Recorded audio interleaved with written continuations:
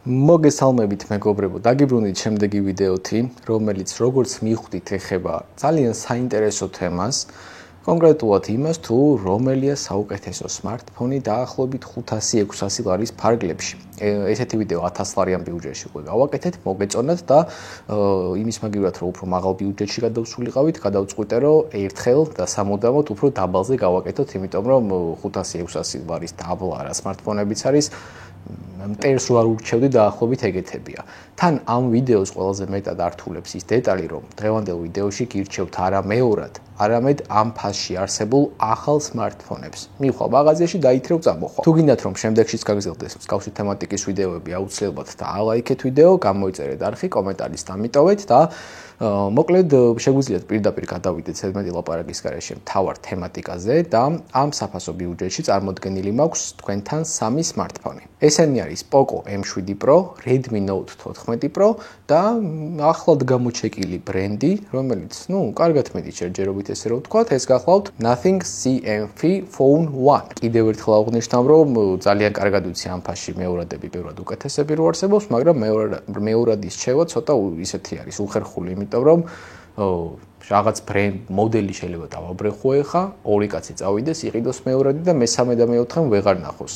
აქედან გამომდინარე ძალიან რთულია მეორადებზე რაღაც რჩევის გაცემა, შეიძლება მეგობარს ურჩიო წავყვე იყიდოს, მაგრამ როცა ამხელა აუდიტორიასთან გამოდიხარ და 10000-ობით კაც პირობითად ერთი და იგივე მეორადი მოდელი უნდა ურჩიო, ძალიან რთულია. მაქსიმუმ იყიდოს 5-მა, მერე შეიძლება უბრალოდ მარაგშიც აღარ იყოს. ამ სამ smartphone-ს აქვს საკმაოდ ბევრი საერთო კომპონენტი, ასე რომ ვთქვათ, ერთი და იგივე. მოდი ჯერ გავყვეთ ძალიან მარტივად მაგეებს, რა აქვს საერთო და შემდეგ გადავიდეთ უკვე მთავარ სხვაობებზე. სამივე smartphone-ის ერთ-ერთი მინუსი არის ის, რომ არც ერთს არ აქვს eSIM-ის მხარდაჭერა, მაგრამ სამაგიეროდ ორივე არა, სამივე მოდელში შეგვიძლია 2 ნანო SIM ბარათის მოთავსება. ამასთან ერთად არც ერთი მოდელი არ არის დაცული დავარდნისგან და წყლისგან. სამივეს აქვს ისეთი სერტიფიკატი, რომელიც smartphone-ს იცავს უბრალოდ მტვრისგან და წყლის წვეთებისგან, მოდი ესე დავარქვათ. სამივე მოდელს აქვს 6.67 ინჩიანი AMOLED ეკრანი 120 ჰერციანი განახლების სიხშირით, მაგრამ, როგორც ყოველთვის, სხვაობა გვაქვს უშუალოდ სიკაშკაშეში. Poco-ს პიკური სიკაშკაშე არის 2100 ნიტი,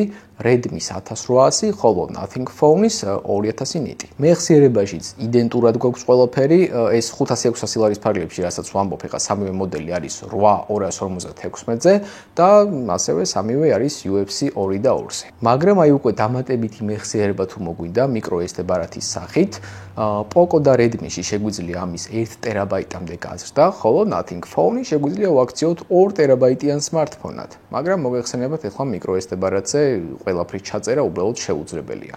2 ტერაბაიტი კიდე რაში უნდა დაგჭირდეს, მით უმეტეს ესეთ smartphone-ში, ეგეც ცოტა უცნაურია, მაგრამ რადგან იმაზე მეტი აქვს, მოდი დავწეროთ პლუსს. რაც შეეხება სისტემას, Poco და Redmi Xiaomi smartphone-ებია, როგორც იცით, და თქვენთვის ალბათ უკვე კარგად ნაცნობ HyperOS-ზე მუშაობს, ხოლო Nothing-ი წარმოდგენილია თავის კუსტომიზირებულ სისტემა Nothing OS-ზე.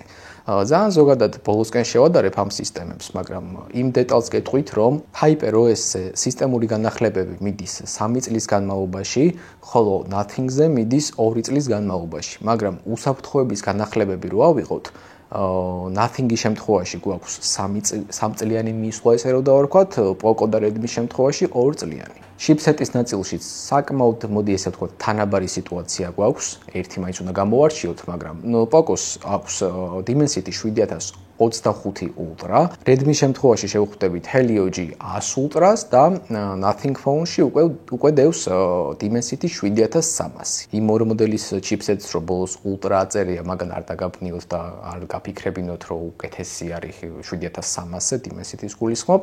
რეალურად გვაქვს ისეთი შედეგი, რომ ნებისმიერ კომპონენტში მართალია არა ბევრად, მაგრამ ოდნავ უკეთესი არის Nothing Phone-ში განთავსებული Dimensity 7300. ეხლა დაინახავთ დაახლოებით სხვაობებს ამ მოდელს შორის, ეს არის ძალიან ზოგადი სხვაობა, უფრო ჩაშლილად შეგვიძლია შევეხოთ, მაგრამ ეს ძალიან გაიწელება ცალკე ბირთვებზე ვისაუბროთ, ცალკე სხვადასხვა ტესტებზე, მაგრამ როგორც ასეთი საბოლოო ჯამში უფრო უკეთესი და უფრო ძლიერი ჩიპსეტი აქვს Nothing Phones. კამერებში მაინც და მაინც საინტერესო მდგომარეობა ესეთ ბიუჯეტურ და მით უმეტეს ახალ ბიუჯეტურ smartphone-ებში არ გვაქვს. Poco-ს აქვს აქვს სულ რაღაც ორი კამერა, მთავარი 50 მეგაპიქსელიანი და 2 მეგაპიქსელიანი სიღრმის სენსორი. Redmi-ს აქვს უკვე მთავარი 200 მეგაპიქსელიანი, მაგრამ ეს 200 არ არის რაც 25 Ultra-ში პირობითად, რა თქმა უნდა.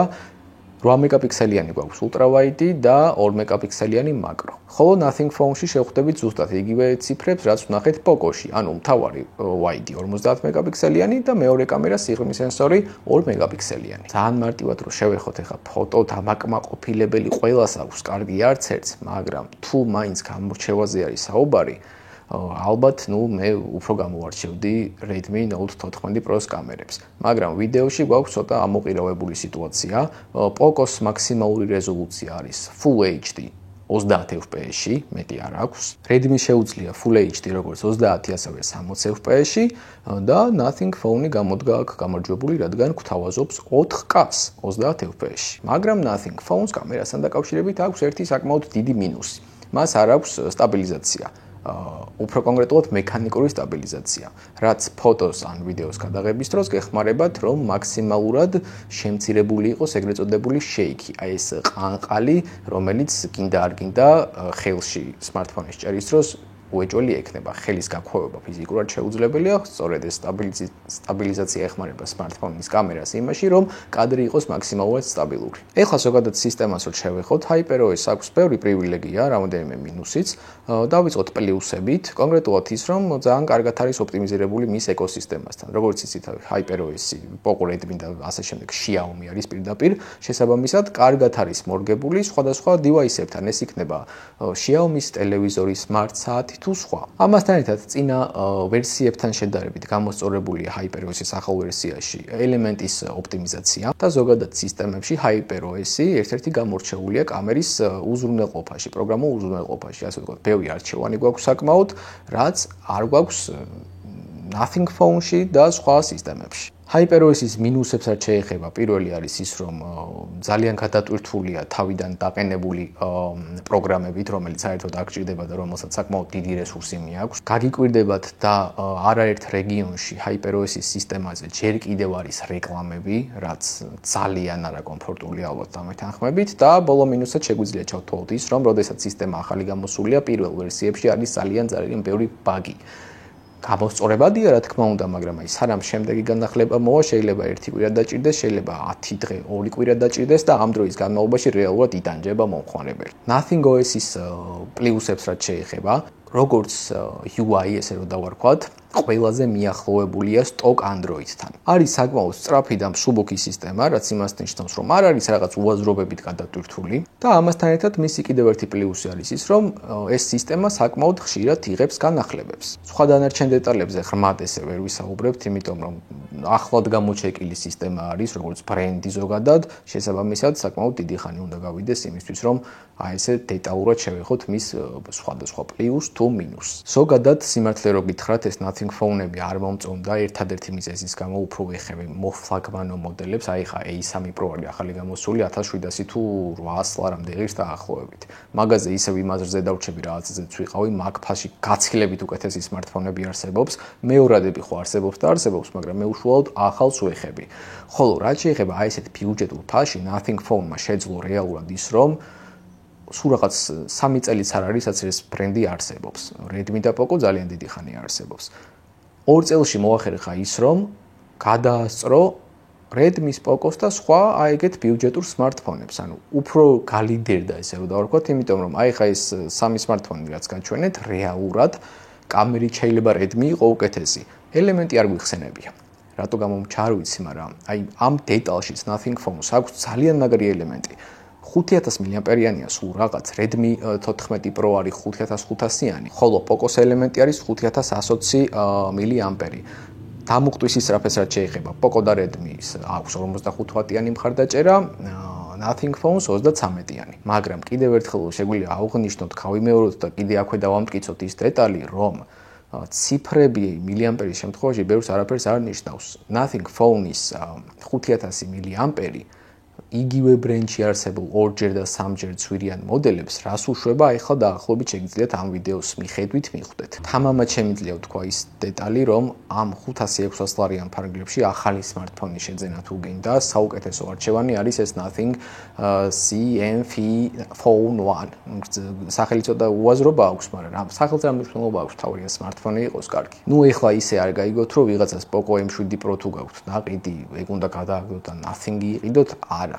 ეგ სისულელია არ გააკეთებთ, უბრალოდ ეს ვიდეო ეხება იმ ხალხს, ვისაც ჯერ არ აქვს შეძენილი ამ საფასო კატეგორიაში ეძებს smartphones და უნდა კარგი smartphone. აი თქვენ შეგიძლიათ იყიდოთ, თორემ ეხლა Redmi Note 14 Pro-დან რო გადახვიდე Nothing Phone-ზე შეიძლება დიდი სხვაობა ვერ ნახოთ. დიდ სხვაობას ნახავ უშუალოდ ვიზუალურ ნაწილში, თუნდაც ის პლუსი აქვს Nothing Phone-ს, რომ უკანა ხუფის მოხსნა შეგიძლიათ, დიზაინის შეცვლა შეგიძლიათ, მალე უკვე ისეთ ეტაპზე მივა smartphone-ები, რომ ელემენტის თქვენი შეცვლასაც შეძლებთ, ბევრად გამარტივდება, აღარ მოგიწევთ მთლიანი smartphone-ის გახსნა, დაწეპება, გადმოწეპება და ასე შემდეგ. ამიტომ ეგეც აი ამ რაღაც მინიმალისტურ ნაწილში ალბათ უფრო დახვეწილი აქვს Nothing-ს, ვიდრე იგივე ფასში არსებულ აი ამ ბრენდებს. სულ ეს იყო ჩვენი დღევანდელი ვიდეო. ამიერიდან უკვე თუ შემდეგი ნაწილები გამოვა, დაახლოებით 1500 ლარიან ბიუჯეტში გავაკეთებთ, იმიტომ რომ როგორც დასაწყისში გითხარით, ამაზე დაბალფასში smartphone-ებს არ გირჩევთ, რანამუსით უნდა გირჩიოთ. ამ საფასო კატეგორიაზეც რაც დღეს ციხილით, აი ძალიან ძლივსლივობით გავაკეთე, იმიტომ რომ ვერ ვხვდებოდი მაინც და მაინც კარგი რა შეიძლება მელაპარაკა. მაგრამ იყო რეალურად ისეთი მომენტები, როდესაც რაღაცით გამოვარჩევდით ერთს, მეორე და მესამისგან. მაგრამ აი ხა 300, 400 და 200 ლარიან ბიუჯეტში უბრალოდ რა უნდა ვთქვა smartphone-ებზე, A0-ებზე და ასე შემდეგ მართლა ვერ ვხვდები. აი ტერს რო არ ურჩევდი ეგეთი smartphone-ებია. თუდად არ გამიგოთ, უბრალოდ ითხოვთ ხოლმე, რომ აი ძალიან დაბალ ბიუჯეტში კარგი smartphone-ი არ არსებობს ხალხო, ძალიან დაბალ ბიუჯეტში კარგი smartphone კი კარგი, რა ვიცი, კალამიც არ არსებობს სავარაუდოდ. ამიტომ შემდეგი ვიდეო 1500 ლარიანზე გავაკეთოთ, 2000, 2500 და ესე მაქსიმალურზე ავიდეთ. დაახლოებით 5000 ლარამდე. ვიდეო თუ მოგეწონათ, დიდი თხოვნა იქნება. დაალაიქოთ, გამოიწეროთ არხი, გააქტიუროთ საისხლაკი, გისურვებთ ყველას წარმატებას და შევხვდებით შემდეგ ვიდეოში. დროებით.